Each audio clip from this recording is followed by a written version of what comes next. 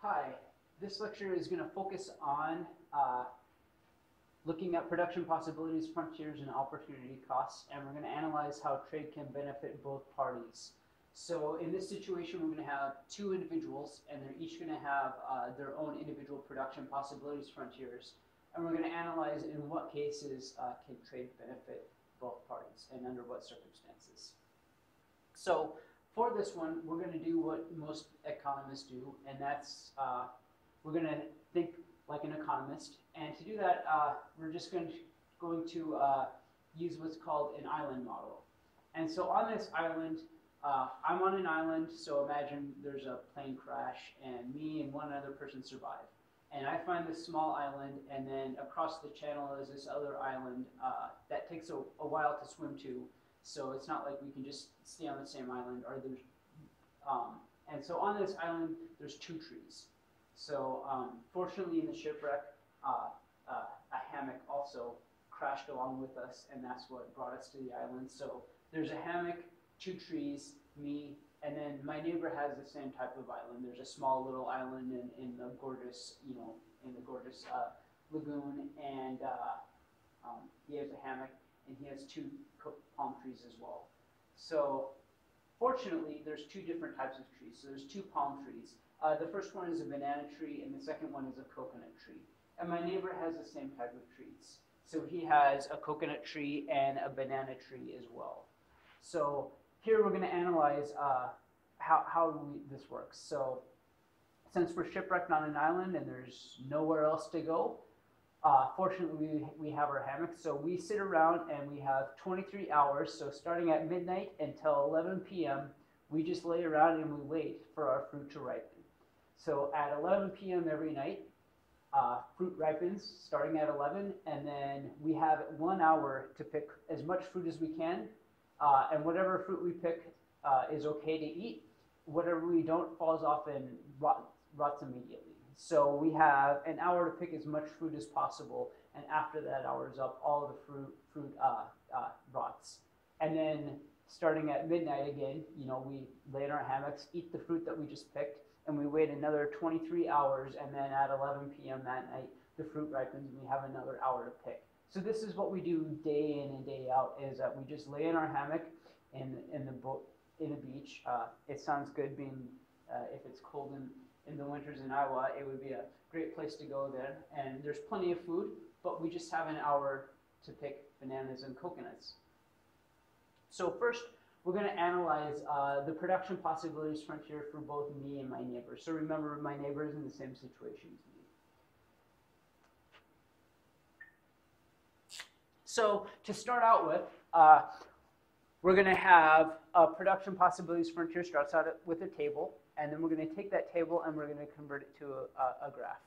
So here's for me, and then my neighbor will be right here. Okay, and we have bananas and coconuts. Okay, so if I spend my entire hour picking bananas, let's say I can pick 20 bananas in that hour, but that means that I have no time left to pick coconuts, so I would pick 0 coconuts. On the other hand, if I spent my entire time picking coconuts, I would have 0 bananas. And let's just say that I could pick 20 coconuts in that hour if I spent all my time doing that activity.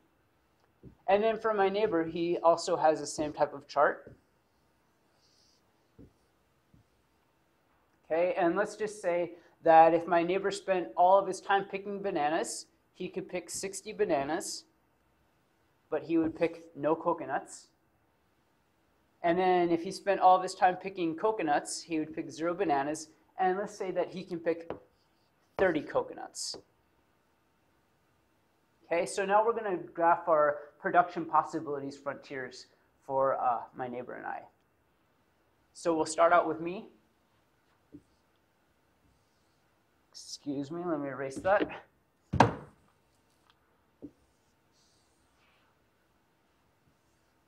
So here we'll have bananas on the x-axis, coconuts on the y-axis, and then we'll say 20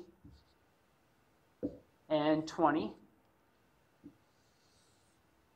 And if we connect the two dots, I can pick anywhere on this line will be my efficient. So again, like we discussed last time, this is inefficient if I pick inside of here. So I could pick 1 and 1 if I wanted to, but it would be inefficient because that would mean that I have time left over to be picking coconuts and bananas.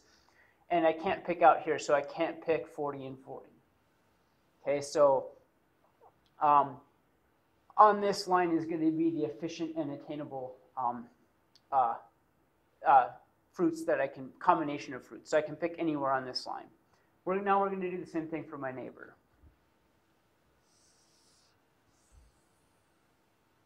So he has bananas on the x-axis, coconuts on the y-axis. And again, he can pick 30 coconuts and 60 bananas. And this is his production possibilities frontier. So at first glance, if we look at this, we'd say, okay, well, who is better at picking coconuts?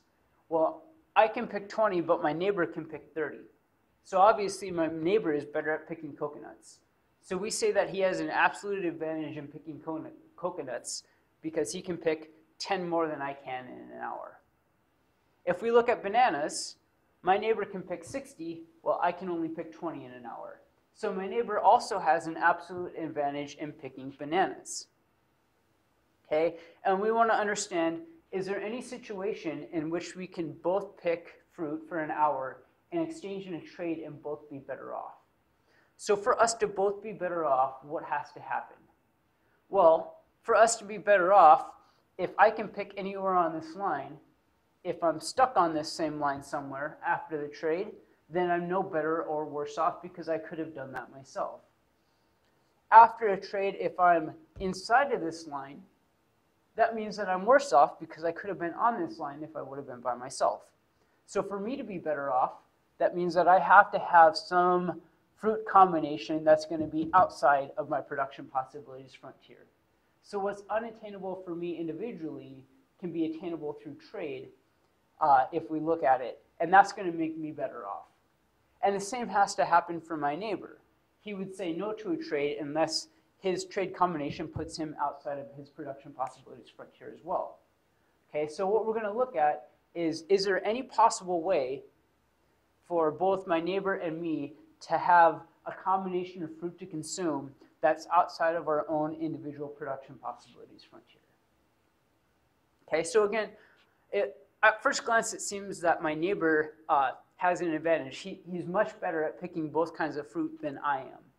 So at first glance, it seems like, no, there's really no way that my neighbor would say yes to any sort of a trade. Because if I did something, he could just do more of it. Okay, but again, we want to be thinking at the margin. So optimal decisions are made at the margin. And so we want to look at, well, how do we think at the margin? And as we discussed in the last lecture, when we think at the margin, we need to be thinking in terms of opportunity cost. So instead of looking at how many absolute fruits that my neighbor and I can pick, we need to be looking at what is the opportunity cost of picking a banana for me and my neighbor? What is the opportunity cost of picking a coconut for me and my neighbor? And to do that, we're going to erase this. So all the information that was in the table is on this graph, so we're just going to look at that graph. Okay, and now we're going to have me and my neighbor, and we're going to have coconuts and bananas, and we're going to condense the graph. So now, instead of looking at pure numbers, we're going to be looking at the opportunity cost. So here would be, what is my opportunity cost of picking a coconut? What is my opportunity cost of picking a banana? What is my neighbor's opportunity cost of picking a banana? And what is my neighbor's opportunity cost of picking a coconut?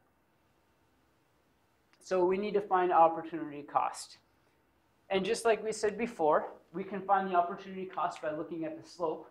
So the opportunity cost of the x-axis is going to be the slope. So if we look here, the opportunity cost for bananas, for me to pick 20 bananas, so I go from 0 to 20, that means that I had to forfeit 20 coconuts.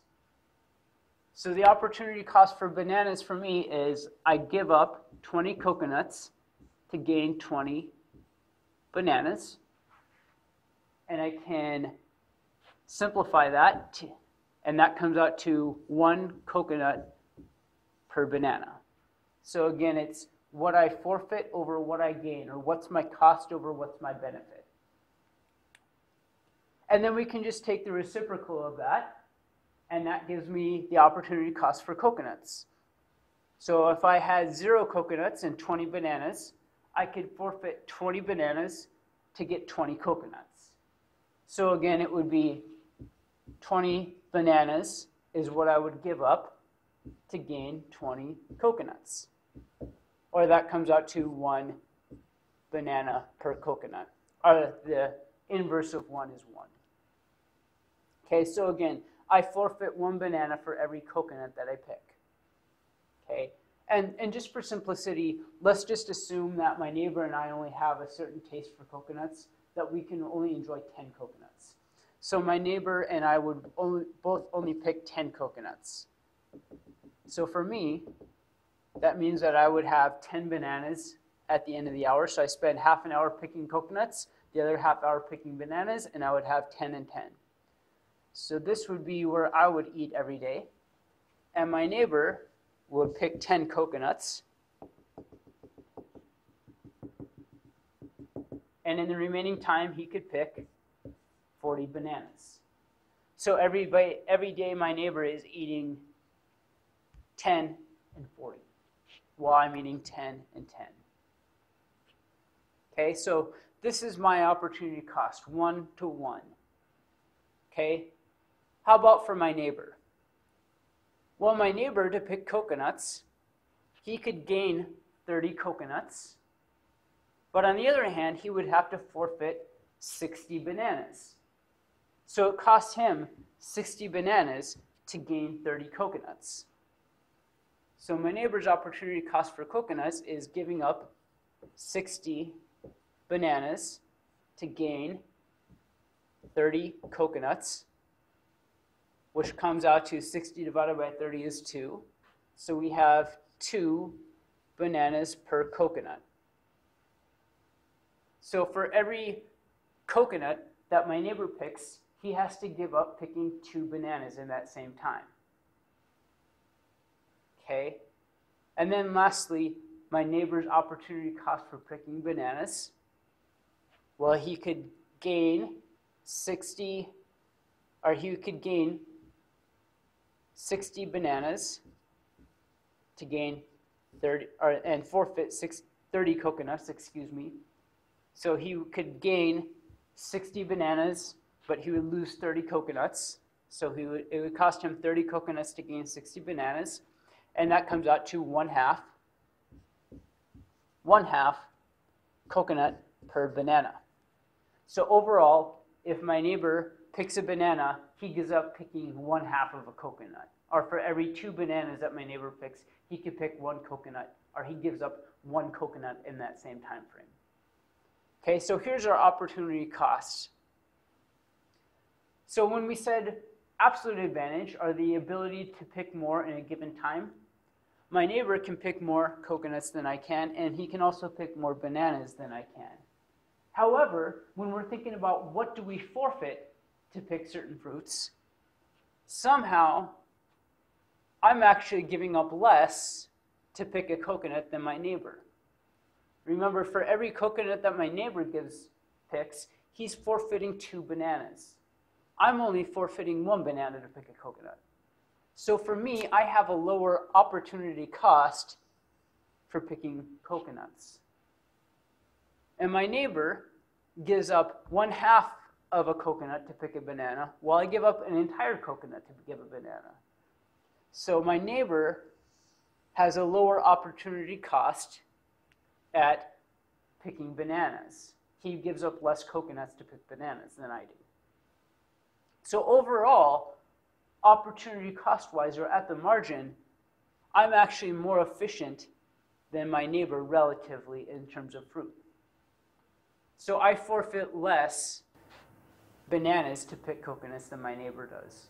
So even though I can't pick as many coconuts or bananas in absolute terms, in relative terms, or on the margin, I am a winner in one category. Okay, so this is what's going to happen. I look at my neighbor across the way and I go, hey, I got an idea. Let's have a trade.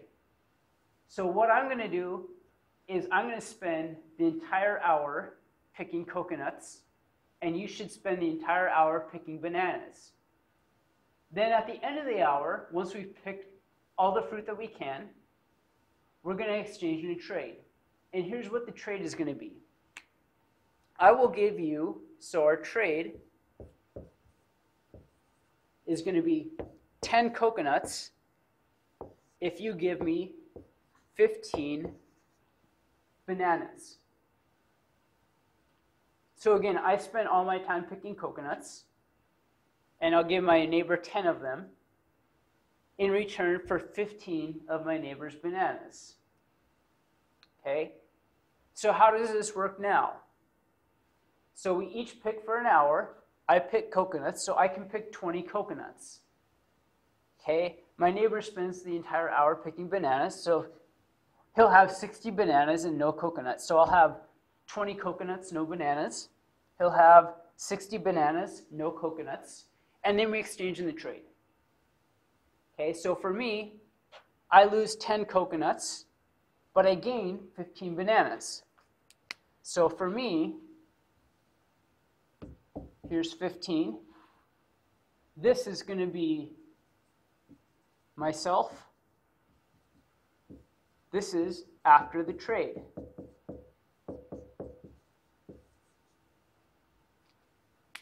So overall, I'm much happier, or I'm happier because I have 5 more bananas after the trade than I would have had if I would have picked fruit by myself. Okay? What about my neighbor? Well, my neighbor will have 0 coconuts to start with, but 60 bananas. He gives 15 bananas away, so he'll have 45 bananas remaining, but he's gaining 10 coconuts.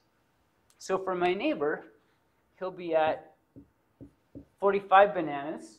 60 minus 15 is 45, but he'll gain 10 coconuts. So my neighbor will be right there. So that's by himself. And this is after the trade.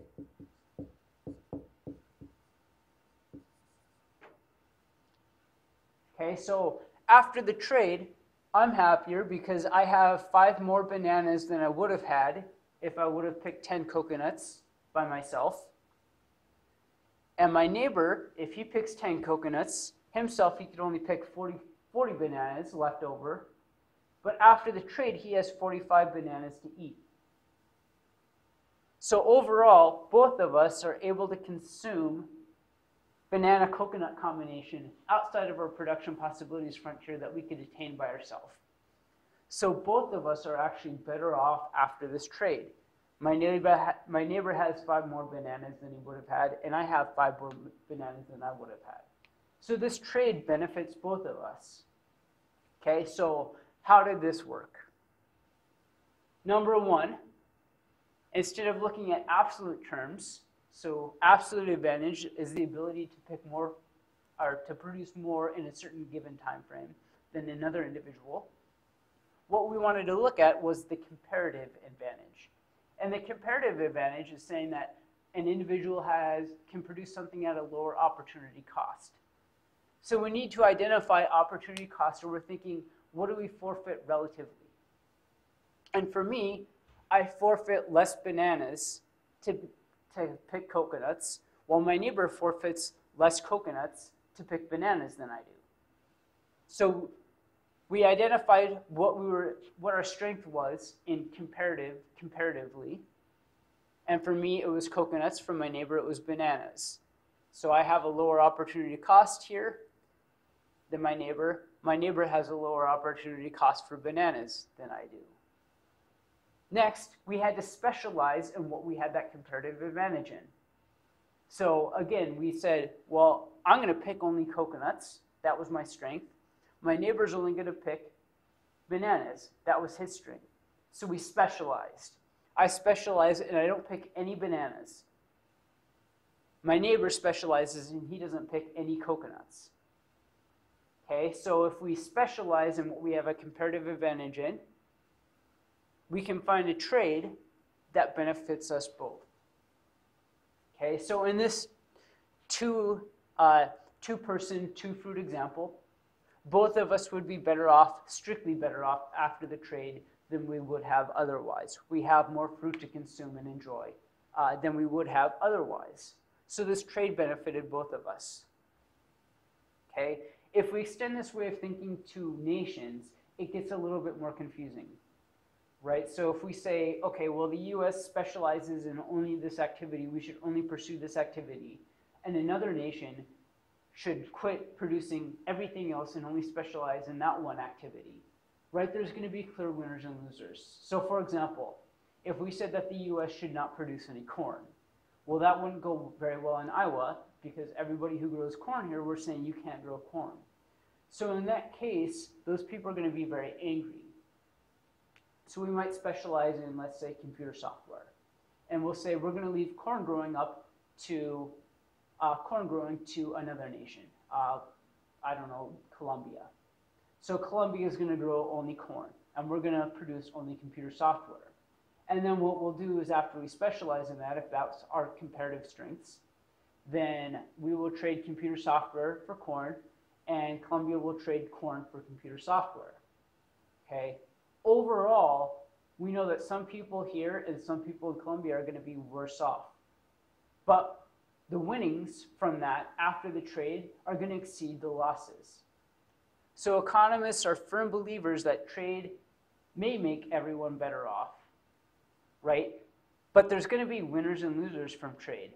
But the winners are going to exceed the losers. So not looking at individually, but if we said, what's the total amount in winnings if we put a dollar amount on that versus the dollar amount in the losses, the dollar amount in the winnings would outweigh the dollar amount in the losses. So the winnings or the benefits from trade exceed the cost of the trade. Okay, so in a two-person, two good example, right, we can always find a combination that makes us better off, or at least makes us better off, not strictly better off. There can be, if we don't have a comparative advantage, so if we both have the same opportunity costs, then after the trade, we could only find a trade that would make us as well off. So for example, if my neighbor picked 60 and 60, he's forfeiting the same amount that I am, so there's no clear opportunity cost gain, or there's no clear comparative advantage. And in that case, we could find a trade that makes us no worse off. Okay? But in this case, we can always find a trade that makes us better off. When we extend that way of thinking to nations, we have to be careful because we're well aware that there are going to be losers from that. But the winnings from trade or the benefits from trade are going to exceed the losses or the cost from trade. Thanks.